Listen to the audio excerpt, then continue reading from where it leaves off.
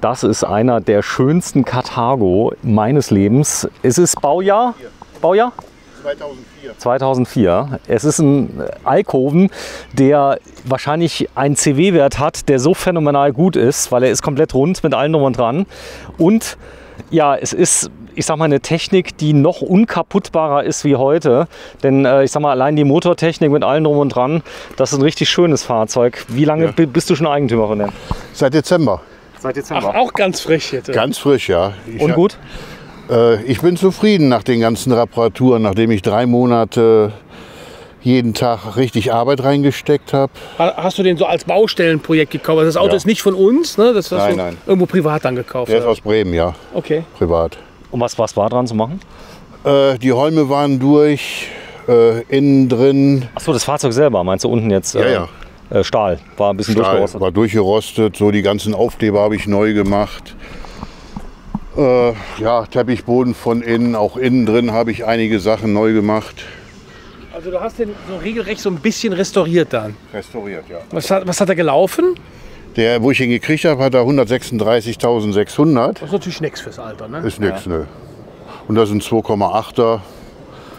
Normal mit 128 PS, der hat 172 PS. Oh ja, da macht Zieht sehr gut. So, das ist ein schönes Auto, das heißt, du hast ein bisschen Zeit investiert. Ungefähr wie viele Stunden hast du reingesteckt? Oh Gott, oh Gott. Ja, Tage. Das waren ja, also 3 Monate durch, jeden Tag. Und naja, jetzt ist das Wetter besser. Jetzt kommen noch so die restlichen Sachen. Rostschutz war ja damals ein bisschen anders wie heute, oder? Ja, ganz anders. Darum ist auch vorne die Aufkleber drauf. Sobald man da irgendwie mit Klebeband drauf geht, zieht der ganze Lack ab. Ja. Also man muss hier ganz vorsichtig sein. So, das war früher so. Das war früher so, ja. Ist heute ein bisschen anders, Andreas, muss man sagen. Ja, heute ist er ein bisschen anders. Ich meine, früher, klar, ein ganz normaler Fiat Ducato, da hat ja keiner was dran gemacht jetzt im Hause Karthago. Da ist ein Kastenwagen oder ein Transporter halt unter ganz anderen Gesichtspunkten gebaut worden. Die waren ja meistens so 3, 4 Jahre im Einsatz, dann gingen die raus aus der Leasing, dann gingen die irgendwo hin, wo sich kein Mensch drum gekümmert hat. Vielleicht waren sie mal 5 Jahre im Einsatz, aber der hier ist ja jetzt schon runde 20 Jahre alt, oder? Der ist von 4, ja. Fast, Ja. 18. Ja. 18 Jahre alt kann wählen und dafür steht er noch gut. So, die Radläufe haben keinen Rost, oder? Die Radläufe, das ist hier, war er auch durch. Ja. Auf der anderen Seite nicht. Gut, habe ich auch machen lassen. Geschweißt und Ist natürlich, du fährst jetzt quasi ein Karthago. Der hat ja seinen Wert nach wie vor noch. Das heißt, wenn Leute kommen und du kommst damit auf den Platz und Karthago in dem Alter, der zieht die Leute an, ne? ja, doch, muss ich sagen. Ich hatte auch gestern ein Gespräch, war in der Mosel gewesen und der hatte auch einen Karthago. So, der ist auch sowas von zufrieden und ich hatte vorher den Mondial 57 gehabt, den 6,5 Tonner. Ja. Aber den habe ich abgegeben, bei 21 Liter war das nicht mehr so lustig. Und der hier? 10. Ja, 13,5 nimmt er schon. Das ist okay, ist ein Alkovenfahrzeug, Das ist ein ne? Alkoven. Das ist halt wie ein Bremsfallschirm, weil man da ich sag mal, vor sich her zieht. Und darf ich fragen, was du fürs Auto bezahlt hast? Ja, 23,5 nach langen Verhandlungen. War aber auch günstig. Ja, muss ich sagen. Wirklich jetzt, ohne Witz jetzt. Das war angefangen mit über 30, dann 27. Ja. Und nachdem auch der Eigentümer gesehen hat, was alles dran war, haben wir uns dann auf den Preis geeinigt. Die waren ja damals ziemlich teuer, muss man sagen. Also es war ja damals ein Luxusobjekt, ein Karthago zu haben, gerade Anfang der 2000er. Es ist heute noch, ein Karthago ist heute immer noch ein Statussymbol im Thema Reisemobilbau, Premiumfahrzeug halt. Aber ich zeig's mal gerade hier vorne, das was wir komplett einmal sehen. Ja. Der ist richtig schön. Power hast du draufgeklebt. Ja, der hat Power, 170 PS. Der hat eine grüne Plakette. Das heißt, du darfst nach Stuttgart oder ist es Euro 5, 6, was sagst du? Ja, nach Stuttgart dürfte ich schon, aber da möchte ich gar nicht hin. Das ist geil, oder? Ja, das ist gut, ja. So, hier vorne das Licht hast du neu gemacht? Die Lampen? Neu, die Scheinwerfer. Ja, die waren wahrscheinlich ein bisschen gelb, oder? Die waren quicke-gelb. Ja, aber ist das nicht für dich jetzt total klasse? Ich meine, du hast vorne gestanden, ne? Ich war mit dem Sven beim Drehen und dann komme ich daher gelaufen und spreche dich an, dass die ganze Arbeit, die du da reingesteckt hast, die 3 Monate, sich dann so bezahlt machen, dass dann jemand wie ich, der ja jeden Tag mit Wohnmobilen zu tun hat, rauskommt und sagt, ey, du hast so ein tolles Fahrzeug, dürfen wir da gerade mal einen Film drüber machen? Ich hab geheult. Stolz drüber. Ehrlich? Ja. Ich hab geheult, als ich ihn gesehen habe. Ich gesagt, was ist denn das für ein geiler Karthago? Da sagt er, naja, das ist noch nicht der älteste, aber es ist schon ein bisschen älter. Genau. Aber der Aufbauprobleme hat sie nicht so viel, oder? Nein, vom Aufbau überhaupt nicht. Also das, was Karthago gebaut hat, war gut. Das ist alles in Ordnung, 100%. Das war die wichtigste Aussage im Interview bis jetzt. Ja, das heißt, das Teil fault jetzt zwar unterm Boden weg, aber der Aufbau, den könntest du umsetzen und nochmal 100 Jahre fahren. Theoretisch geht das. Es müsste sein ein A44, Alkoven und hinten drin, also Seitenküche mit Badezimmer. So hinten links hat das Badezimmer sitzen, ne? In Fahrtrichtung links. In Fahrtrichtung links. Ja, genau. Also, Was der alles weiß, oder? ja, Kennt sich aus. wenn wir da gleich reingehen, Sven, du wirst begeistert sein, wie viel Platz in dem Auto ist. Das gibt es heute gar nicht mehr sowas. Nein. So, ich guck mal gerade. Das Fahrzeug hat eine Historie. Es hatte 1, 2, 3 verschiedene Vorbesitzer. Nee, einer. Einer. So, erster Hand. Erste Hand. So, das heißt, er hat den neu gekauft, du hast ihn übernommen. Aber auch die Spaltmaße, ich sag mal so, die Fugen, sind die neu, die Fugen? Nein, die sind noch original. Da sieht man mal, wie da schon damals gearbeitet worden ist. Dieses Auto ist ja noch in Schmalleck produziert worden. Da ist Karl-Heinz noch selber mit der Silikondose rumgelaufen. Das wird tatsächlich so sein. Das ist schon damals großes Kino gewesen. Der Hund bellt direkt. Ne? Darf ich ihn mal aufmachen? Ja, ist bitte, müsst ihr Ja? alles aufhören. Können wir gerade was gucken? Ja. So, Gas. Ja, Gaskasten hat er jetzt hier. Der ist auch unglaublich einfach zu beladen, der Gaskasten, oder? Man muss sich gar nicht bemühen. Ich hätte mir gewünscht, dass der Ausschnitt ein bisschen tiefer wäre. Das meinte ich ja. Ja, aber ansonsten ist das okay. Total witzig. Der hat hier auch schon diesen kleinen Halter, wo normalerweise der Ziehharmonika-Schlauch reinkommt. Das haben die heute bei den neuen Karthagos auch noch. Da hat der schon damals so weit gedacht. Ja. Auch hier die Abdichtung von den Klappen. Ich meine, mittlerweile haben wir noch eine zweite Dichtung mit dabei. Das Klappen, haben wir schon geändert. aber die Klappen, mal ganz ehrlich, die sind doch wie neu jetzt, oder? Oder ist da groß was dran, oder? Nein, an den Klappen überhaupt nicht. Gar nichts. So, die Regenstreifen und alles. Das heißt, der ist jetzt Zustand her wieder in Ordnung? Kannst du mitfahren? Der ist in Ordnung, absolut in Ordnung. So, und die Klappe habe ich selber eingebaut. Ja. Achso, die gab es nicht vorher. Nein, die gab es nicht, da war nichts. Die hast du selber eingebaut? Die habe ich selber eingebaut. Bist du Handwerker, oder? Ja, ich war mal Handwerksmeister. Ja, das merkt man schon. Wenn ich höre, hier geschweißt und da gemacht. Aber hier hätte ich jetzt auch direkt gesehen, das ist keine Original Karthago. Nein, das ist auch nicht. Weil die Dichtung hier am Rahmen an der Zarge bleibt. Und Aber nicht das auf war der ein Tür toter ist. Stauraum. So, wenn man sieht, wie viel Platz da ist, wo man gar nicht nutzen konnte. Ja. Und wie war der zugänglich? Von der anderen Seite nur? Nur von oben. Von oben? Ja, und wenn da was reinfällt, man kommt nicht dran. Ja. Wenn man sieht, wenn man hier mal so reinguckt, ja, den muss man anheben. Das ist natürlich nicht Karthago. Ja. Gut. Aber schön, wie du das gesagt hast, nicht Karthago. Ja? Ja. Ja, hat aber schön gesagt. Da siehst du, hier ist die Dichtung wieder auf der Türe montiert halt, dementsprechend. Klar, ne? Aber immerhin. Ne? Was hast du denn da für ein geiles Fahrrad? Was ist denn das? Nur das ist so ein E-Bike. Das ist ein E-Bike. E-Bike, ja. Ich sehe, du hast ja sogar eine Brennstoffzelle hier drin. Ja, Der ist ja richtig klasse aus, der 1600er. Die kann ja richtig was. die kann was. Schön. So, Brennstoffzelle, da vorne ist das Klo. Ja. Ach, das Bad ist hinten im Heck. Ja, der hat das Bad hier hinten halb links so in der Ecke stehen. Die Küche ist in Fahrtrichtung rechts. Wir gehen gleich mal rein. Von innen ist das ein absolut genialer Grundriss. Aber auch wenn du jetzt hier den Heckabschluss siehst, ja, da ist nichts, wo jetzt hier irgendwie was rauspratscht. Da hast du bei manchen, da platscht das Silikon da raus oder Sikaflex. Das ist wirklich sauber verarbeitet alles noch. Ne? So, das Heck, das ist interessant. Das Heck sieht eigentlich so plus minus aus wie das aktuelle Heck. Oder? Guck mal, wenn du mal hier nach links guckst. Ja. Gut, da ist jetzt der Mercedes-Stern drauf. Also ich aber muss sagen, wo ich gestern an der Mosel war mit dem, der hat genau das gleiche Heck, hat zwar Heckbett, dadurch ein Fenster drin, aber der war von 2015 das Modell und hat absolut das identische Heck. Da ist nichts geändert worden. Ja, wobei bei dir ist das hier noch geklebt. Das ist bei den neueren, wie beispielsweise beim C-Tourer, hat man diese Stöße so übereinander lappen lassen. Das war so ein Einstecksystem. Und hier ist das noch richtig verklebt. Die sind also quasi darüber miteinander verbunden. Schöne ist, bei einem, ich sag mal, leichten Anfahrschaden auf dem Campingplatz oder so, kannst du die Teile schön einzeln austauschen und wieder wechseln. Und es gibt auch heute noch, wenn auch mit langer Wartezeit, gibt es die Sachen in der Nachbestellung. Gut zu wissen. Ja. GFK.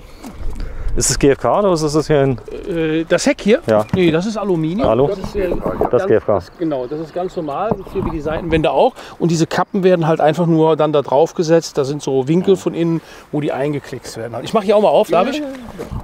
Und die Lampen und so weiter, das ist leicht zu wechseln von innen? Ja, das ist, aber ich brauchte bis jetzt noch keine Wechseln. Also das ist noch alles. Alte Technik, geht. Ja, Hast du geht. schon mal Probleme mit Feuchtigkeit oder so gehabt? Dass irgendwie auch an den Fenstern nicht oder so?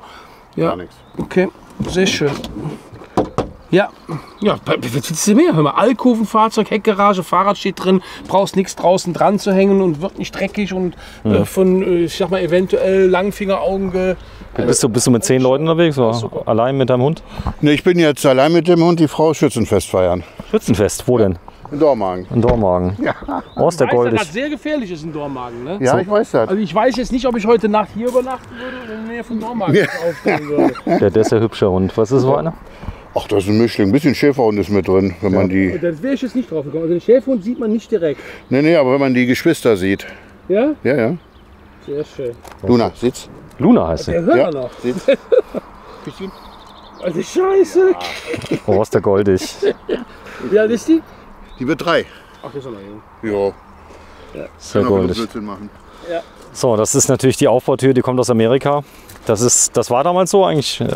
Das ist so serienmäßig damals gewesen, ja. Also das war damals Stand der Dinge, ja. Hier haben wir noch eine Klappe vergessen. Eine Klappe? Ah ja. Auch neu eingebaut, oder? Nee, die ist auch original Karthago. Und Doppelboden hast du reingemacht. Ja, weil hier ist das Zelt. Ich habe die Residenz, wenn ich die Markise ausfahre. Wenn wir mal länger stehen. Naja, und unten geht ja bis hinten durch, ne? Du hast ihn im Dezember gekriegt, sagst du, ne? Ja, Anfang Dezember. Ja, aber dann warst du noch nicht im Winter damit unterwegs, weil du hast 3 Monate restauriert. Doch. Ich bin zwar hier, wo die Aufwepper, alles, was nicht fertig war, bin ich gefahren. Echt? Ja, ja. Auch bei Minusgraden schon? Ja, im Harz. Und war auch kein Thema, ne? Überhaupt nicht. Ja, ja. So, komm, wir gehen mal rein. Ja. Spannend. Jetzt muss ich gerade fragen, das weiß ich nicht aus dem Kopf. Der müsste aber noch die warme Luftheizung drin haben, ne? Der hat keine alte Warmwasserheizung. Das alte Warmwasser. Der hat eine. Okay. Der hat eine alte. Ach, Für, ich sehe sie auch. Scheiße. für Ja, 23. deshalb bin ich hier, weil das ist kaputt. Okay. Das ist kaputt. Ja, das Gitter hier, das ist, wenn die Leute da reintreten und haben Ja. jetzt hier Schuhe mit riesen Dingerspitzen da drauf, dann hängt man das schon mal drin. Finde ich auch ein bisschen unglücklich, ist man ja heute von weggegangen oder hat eine andere Lösung. Stimmt, der hatte eine alte Heizung. Ich weiß nicht, war die damals Serie? Ein 3D-Modell. Kann man ja drucken. Wer geht zuerst rein? Ich gehe rein. Der Sven geht rein. Komm, ich muss das einmal. Der Raum, der guckt dir Also- mal diesen Raum an. Stark finde ich ja damals Mut zur Farbe. Das war 2000, was war? 4. 2004 war blau und Kirsche war da damals sehr beliebt. Ja, das war so. Ich habe seinerzeit auch mal einen Concorde gehabt, der war 2003er Baujahr. Da war ich ja noch kein Karthago-Händler. Der war auch Kirsche mit dunkelblauem Leder. Ist das der gleiche Hund? Das ist das der gleiche. Guck mal, hast du 2 davon? Das gibt's doch gar nicht. Da sitzt einer. Hey, das ist hier diese geile Sitzgruppe. Ich setze mich jetzt hier einfach mal hin. Ja. Da, guck mal, hier kannst du mit 5, 6 Leuten ganz bequem sitzen. Das ist total die Frechheit, weißt Das du das? ist- ja, der, und- der hat einen riesen Raum, das Das- gibt's heute gar nicht mehr. Wie lang ist er? Weißt du das im Kopf? 6,80. Ich wollte gerade sagen, der musste unter 7 Meter noch sein. Und überleg mal. Setzt euch mal beide rein, bitte. Ich mache mal gerade ein Gruppenfoto mit anfassen. Nee, den Das war- Tisch das kann war- man auch noch ausfahren. Ja, ne? den kannst du ausziehen. Ja. Den kann man ausfahren. So, und sollte noch einer mehr da sein, kann man hier auch noch mal einen Sitzplatz machen. Ja. Da hast du Rundsitzgruppe. Aber, Breite hier, was haben wir? 2,30? der müsste auch so um die 2,30 sein. Ja. Ja. Also mit den alten Maßen. Ja klar, da hat die alte aber hier die Sitzgruppe ist doch klasse, weil du kannst dich auch mal hinlegen, oder? Ja, Absolut. Also das Füße war- da hoch, alles super. Hier kannst du dann auch noch mal. Ich hatte den gleichen Grundriss damals mal in einem Concorde Cruiser gehabt. Hier kannst du dann auch schön. Wo hast du einen Fernseher? Das ist da der Fernseher. Ja, den hätte ich jetzt irgendwo woanders noch hingesetzt. Wenn du da sitzt zum Fernsehen gucken, ist natürlich super. Ne? ist natürlich krass. Da oben. Ach, du hast da Einer noch einen sitzt. Fernseher. Ja, alles gut. Und du schläfst Alkoven.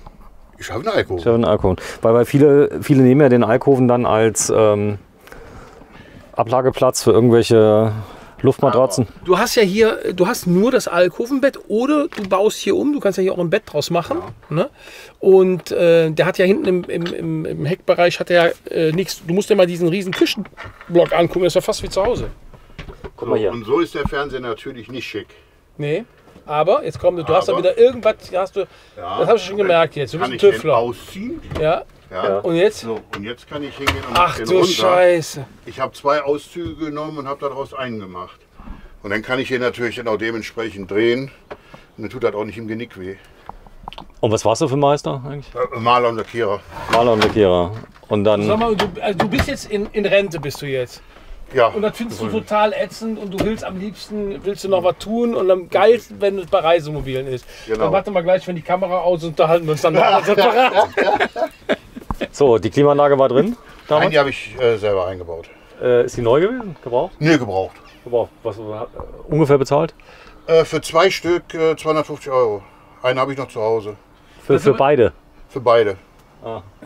Okay. Ja, ist gut. Der hat auch noch Glück dabei im Leben. Ne? Der kann nicht nur was, der hat auch noch Glück dabei. So, der Boden ist auch neu. Hast du neu gemacht? Neu, ja. Das ist Industriefilz, oder? Ja. Aber der ist schön. Der schwarze Boden, der ist auch pflegeleicht. Unempfindlich. Ist unempfindlich. Ja. Dann das Weil da ein Polster. Teppich hier drin, also das fand ich nicht so prickelnd. Hast du hier irgendeine Klappe, die man nicht öffnen darf, weil da irgendwie, keine Ahnung, Spielzeug drin ist oder so? Guck hier mal, guck mal, siehst du, wir haben uns eben die Möbelklappen angeguckt und die Scharniere. Das Werkzeug dann. Nee, ich rede jetzt nicht vom Werkzeug, ich rede von den Scharnieren. Ah, die Scharnieren. Das ist hier 2004. Ja. Eben waren wir in einem Malibu drin. Wir können auch gleich in einen anderen Karthago gehen. Das ist gleichbleibende Qualität. Das ist wirklich großes Kino. Auch hier vom Klangbild her ist einfach klasse. Sag mal, das Riesen-Heki, ist das neu? Das hat der Vorbesitzer neu reingemacht. Es sollte relativ neu sein, ja. Okay. Das geht ja grundsätzlich. So nach 10, 15 Jahren kannst du das Heki mal tauschen. So langsam. Ja, es ist auch kein großer Kostenfaktor. Ne? Das ist ja wirklich so gewechselt. Das machst du auf den Samstagvormittag.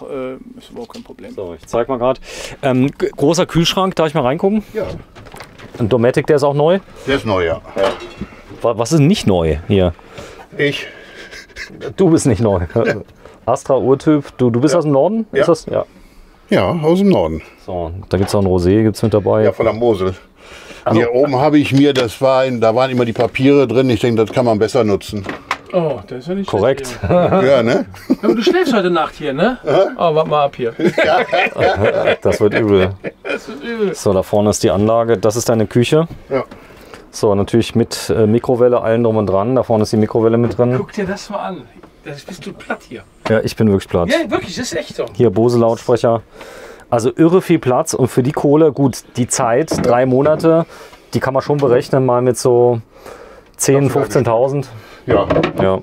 Aber auch hier, wenn du die Möbelfronten anguckst, ja, den Korpus von den Möbeln, was auch immer, da sind ja keine Katschen drin oder so. Also grundsätzlich, ich meine, dass der vorne rostet, konnte ja auch der Vorbesitzer nichts dafür. Nein. Ist das Auto in einem sehr guten Pflegezustand. Ne? Ja, Natürlich ja, hast du nochmal, ich sage jetzt mal, das Beste rausgeholt, Klar. aber das ist schon wirklich perfekt Darf ich gearbeitet. mal ins Bad gucken?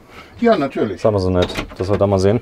Weil das ist ein richtig großes Bad mit drin. Schade, dass wir den Tim nicht dabei haben. Tim, ja, unser Vorzeigemannequin hier. Das wandelnde Metermaß. Genau, und hier gehst du dann rechts um die Ecke nochmal in die Dusche rein. Genau. Okay. Ja. So, vielen, vielen Dank. Ja, und wenn man die Spiegelfront Ja. Oh je, jetzt wird es mir ganz übel. Mal, sag mal. Dann ist dahinter noch 5 Meter Stauraum. Nee. Oh, komm, ausreichend. Andreas, wir gehen einfach. Ich habe keinen Bock mehr. Weißt du, die zeigen hier, der Grundriss ist eigentlich gut, Ja. muss man sagen. Aber 300 Tonnen, ist das auf 3,5 Tonnen? Ist auf 3,5 Tonnen. Und du reißt das hier, die 3,5 Tonnen? Warst du mal auf der Waage? Ja, Und? 3,5 Tonnen. 300 Tonnen. Okay. So, Lügt das, ohne rot zu werden. ich lasse das mal unkommentiert. Exakt 3,5 Tonnen. Exakt, aber haargenau. So, vielen, vielen Dank fürs Einschalten. Irgendein Stellplatz, den du cool findest, wo du einen Tipp geben kannst, der gut ist? An der Mosel, wo warst du? Ich war in Longwich In Longich. bei Feiten. Ja. Sehr guter Wein. Sehr guter Wein. Bis zum nächsten Mal. Tschüss euch beiden. Der 2004er. Ja. 2004er Karthago, Name? A44. A44 und nochmal A44. im Moment den ältesten Karthago Deutschlands, der noch angemeldet ist. Der hat schon ganz gute Chancen, wobei ich meine, wir hätten 2, 3 ältere Bewerbungen. Die Leute können auch was gewinnen. Da machen wir auch so ein kleines Interview wie jetzt hier. Also wer einen alten Karthago hat, Melden. melden. Punkt. So. Mal rein, Caravaning. Tschüss. Danke.